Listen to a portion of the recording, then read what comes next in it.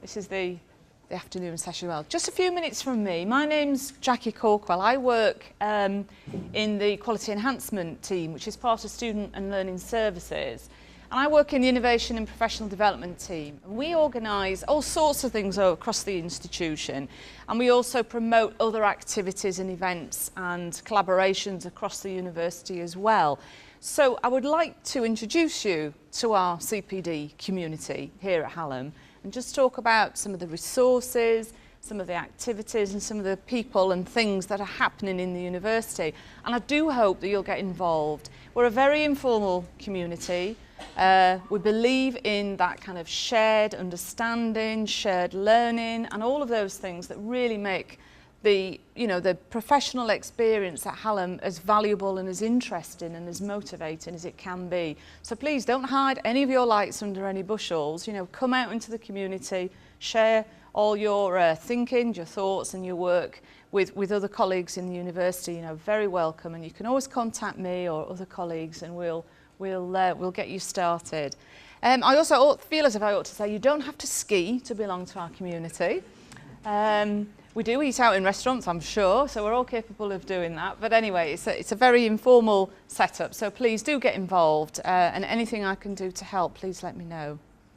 So just a few things that we actually do here. We've got this fantastic resource now that the Research and Innovation Office have put together, which is the Academic Cpd portal, obviously being launched. So just to remind you that is a key way of accessing the information I'm going to share with you now. There are other links into what we do as well, but the real source of everything is the portal. So if you follow the learning and teaching part of the site, then you'll get through to the resources that I'm talking about. My role in particular is about teaching and learning practice in the university. I mean, I know there's all sorts of research-informed elements and relationships between teaching and research, but we're very interested in developing learning and teaching, okay? And there's no rights or wrong ways of doing that. It's all done in very many different ways. There's some fantastic innovations and creativities out there. So it's about sharing things as well that we do. So you can get through that particular portal to the information. Do hang on to these leaflets because it's got the web links in there as well and explains a little bit about what's in there. So one of the key things we do, we've begun to think very carefully this year about staff who are new to teaching. Now, they may well be very experienced researchers, they might be very experienced practitioners in other ways, they may be coming in from the professional background, I don't know, a highly competent and confident physiotherapist, but maybe it's their first time in front of a classroom or in front of working with students. And we were thinking about how we can support staff into that experience so they can get the most out of it and they can contribute the best that they possibly can back to the students. So we've put together a resource and we're calling it Induction Plus. It's a very simple resource, but it's a gathering of information and resources that exist in other places but haven't come together in one particular place. So what we've done is we've put stuff in there that will be of interest to staff who are teaching either here in Hallam or in any of our partner organisations as well. And we have literally dozens of partner organisations, so there's all sorts of things in there that people might want to look at.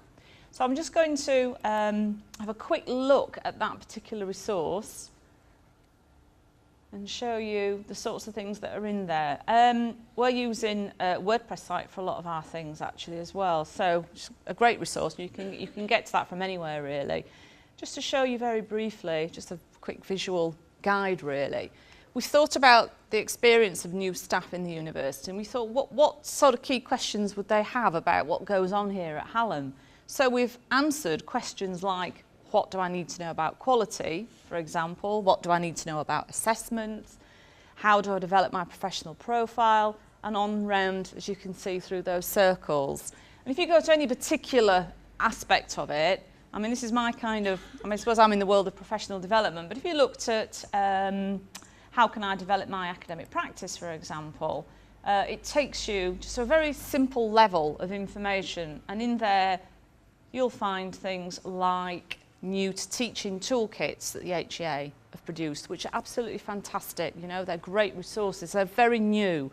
But if you've got that, you want that kind of quick sort of inspiration or tip to how to deal with, I don't know, a seminar or a lecture or whatever it might be, there's some really good resources in there. And of course there's the Epigeum resources that we've been talking about as well. So some really good practical guides that will help you into those different elements. So, sorry, I've just managed to go back, don't I? Sorry, bear with me. So yeah, all those resources are there underneath those particular questions, and I think they're going to be of real value to people. So even though you might be familiar with certain parts of the university, you know, if you move into a teaching responsibility, it might be that perhaps there are some questions that you need answering that perhaps you haven't thought of before. So do take a look at that particular site. There's some good stuff in there. Please let me know if there's anything you would like in there as well. I think that would be really helpful. So that's the Induction Plus site. Within that site, I want to particularly mention another resource that we have that we call Teaching Essentials. Now, it's a slightly different resource in that, aside from just practical tips, which are in there, it also has links to all the various resources that you might need that's associated with a particular teaching and learning and assessment area. So for example, the assessment, there'll be practical tips and guides in there as well, but it also has things like policy papers, good practice that's developed, ideas, case studies across the university as well. So the same sort of idea, but we're trying to look at the different experiences and kind of provide the information through different lenses. So the Teaching Essentials one has got like it's a bit deeper, the resource. And that's really well worth having a look at that particular aspect of things as well. Again, please either contact me or the Zoe Burke colleague who's developed the resource. Let us know if there's anything that you think will be helpful in there and that you'd like to share with the SHU staff, and we can do that. So in particular, that's for new staff who are new to teaching or who are new to Sheffield Hallam. There is within Sheffield Hallam University, well, there's a number of obviously some very formal courses, the MA and MPhils and doctorates and so on. But in particular, there are two taught courses, I think, that are going to be of real interest to people who are involved in teaching and learning, and they're targeted at different audiences. We have currently running, it's the Development and Society faculty that organise this course. We have the Researchers Who Teach course. It's absolutely brilliant. It's a 4-week course. You sort of do 4 afternoons. And it's designed particularly for research staff who may have some teaching responsibilities. So it begins to introduce you to some of the learning and teaching pedagogies, some of the thinking, the different ways of conceptualising teaching and learning. And again, supporting you in a wider community, because there's a large group of people who go onto those courses. I think each cohort's about 28 or 30 people. So if you can access that resource, then please do. They're running 2 cohorts this semester. I think they're just due to finish. And Sue Cordell and Sylvia Ashton, who organise those courses, are considering running a further version of that course after Christmas. So if you're in that position where you're research staff, PhD student doing some teaching, that's a really good course. And also for staff that we call associate lecturers who are doing sort of hourly paid teaching. If they're doing less than 30 hours teaching, we're suggesting this course as well. More formally, we do the postgraduate certificate. Now that's a 2-semester that runs for the whole of the year, and it's formally accredited master's level course.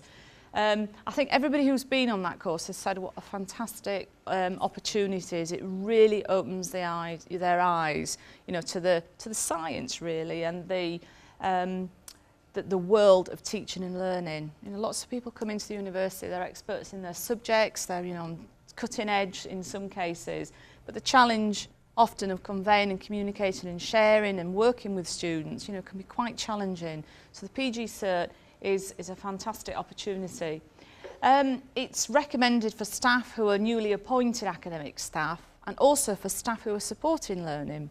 So you don't have to necessarily always be directly in front of a classroom, or in a classroom in front of students, but any of those environments where you're supporting the students, supporting the student experience, the PG Cert is a great opportunity for that. It's very popular. It's becoming increasingly popular as well as new staff start, and staff are encouraged and supported to go on to the postgraduate certificate. So again, Sue Cordell or Sylvia Ashton would be the people to contact if that was of any interest. But please pass the word on to your colleagues, to your managers and so on, because it really is, an extremely valuable basis to your career in teaching and learning. There are more informal things that we do. We have a Cpd at SHU programme, which is an informal series of sessions, events. We do all sorts of things really across the year. For example, Nicola Woodruff's doing something next week for us around research-informed teaching. We're looking at a series of assessment-related activities. Anything that's kind of interest where you can share practice. Don't just necessarily come along to the programme, offer to lead sessions and workshops as well. You're very welcome. The actual site itself is fairly straightforward. We're looking at all sorts of different things. This year we've begun to think again about different types of staff, people who might be interested from different angles or different perspectives in terms of their academic career. So we've been tagging or categorising, I should say, all of the events by kind of career phase. So we will describe an event as to whether it's of interest to people who are new to teaching and learning, people who are wanting to develop or extend their experience, and for those staff who are wanting to develop their leadership range of skills and confidences. So this is remembering particular relationships to teaching and learning. What is it like, for example, let's say as a programme leader, if you're kind of moving into kind of where you're designing, working across programmes, rather than necessarily just kind of like individually with your own experience, what's it like working with wider teams as well. We're going to develop the academic leadership programme after Christmas, so that would be one to look out for. So as you can see, we've got a whole list of things there. Do visit that site. There's all details in there, and it explains how to book things and so on and so forth as well. There are also events that we coordinate within the team. We have the Learning and Teaching Conference, which is an annual conference. I think that's going to be I think it's June the 19th, don't quote me.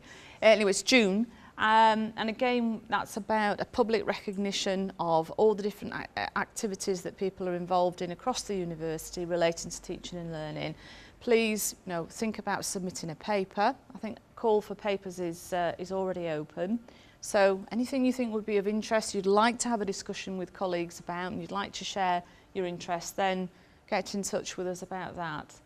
We also have, as part of our way of profiling teaching and learning experiences in the university, we have an open access journal, and it's called the Student Engagement and Experience Journal, which is a peer-reviewed journal that we have, coordinated here in the university. And quite often, papers that go to the conferences might be developed and published within that journal there as well. So it's, it's a good opportunity for people who are not familiar with or confident with getting published. It's a really good place to start. And we've had some great papers in there, quite highly cited a great number of times as well. I'm just wondering where my next slide's gone, Keith.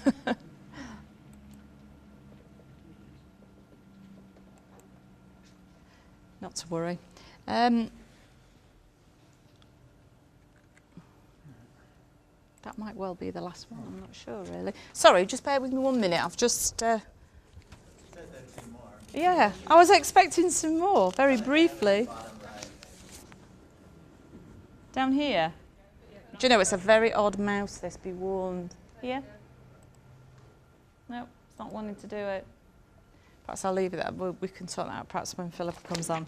There were two other quick things I wanted to mention. I'm sure Sally and Philippa will mention them as well, actually.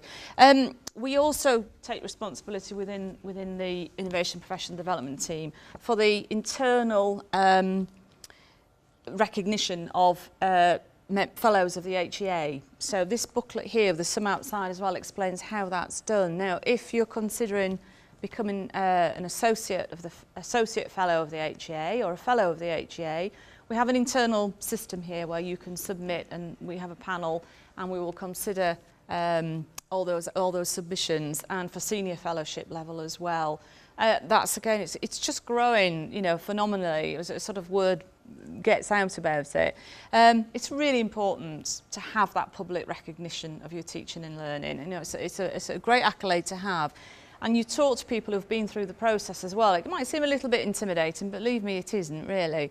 They say what an amazing opportunity it is to reflect on practice and to share that practice as well. So that kind of act of articulating and describing what you do is a really useful, it's a reinvigorating process as well, actually. So don't be intimidated by it. You know, it's really well worthwhile doing that. And we have details, as I say, in that booklet there. And then finally, I'll give up on the PowerPoints. We just have one last site that I want to draw your attention to. Again, you can get to it through the academic CPD portal, and it's called Academic Calls. And it's just a collection of external conferences, activities, papers, call for papers and things like that. And it's a site where we, you know, whenever information comes through our particular learning and teaching networks, if we think it's of wider interest to the SHU community, then we put the information in Academic Calls. So if you're interested in, you know, sharing your practice and having discussions with people outside of the university, then Academic Calls is a good place to look as well. Okay, so that was me, Keith. Thank you very much. And, well, I hope people get in touch. That would be the best thing. Thank you.